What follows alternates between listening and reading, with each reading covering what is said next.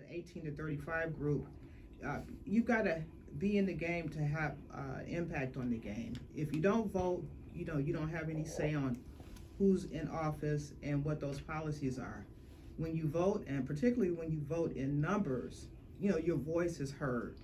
When there are a significant number of young people voting, their voice is heard, their concerns are heard, as much as in any other demographic. So, and by voting, you pay attention to the issues, you pay attention more to what's happening in the community, and you become more educated just by virtue of paying attention and hearing the issues and expressing your views, which may or may not be different from other people or other demographics. So voting is absolutely critically important for the 18 to 35 group. This is your chance to be heard. If you don't vote, in this age of everything being evidence-based and data-based, if you don't vote, it's like you're not there.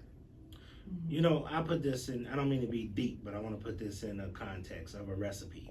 When you have a recipe, you have multiple ingredients that you have to put into it. If we're missing one of the main ingredients, which is the 18 to 35-year-old category in our electorate, then we're missing a main ingredient to our democracy. So it's a responsibility that they have, that the 18 to 35 group have, in order to make our society better. It's an obligation. It's not a choice. It's an obligation. And if you don't see it as an obligation, then then you're punting on your responsibility.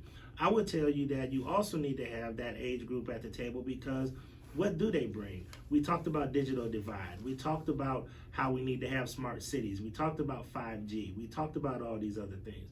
We have a rising American electorate, which are single mothers, people of color, women, all of these different groups that belong under the big tent, which I call the Democratic Party.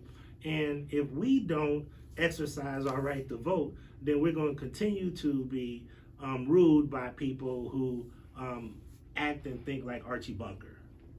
Okay? That's what we got to get out of. We got to really try to bring that diversity of thought to the table. That's why you need 18 to 35-year-olds to vote.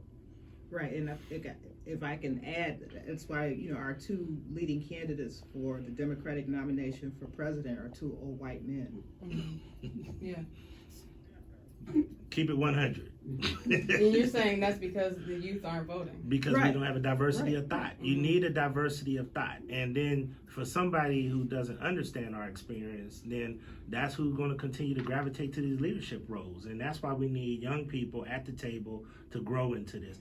You don't come to the table ready. You get ready by being at the table.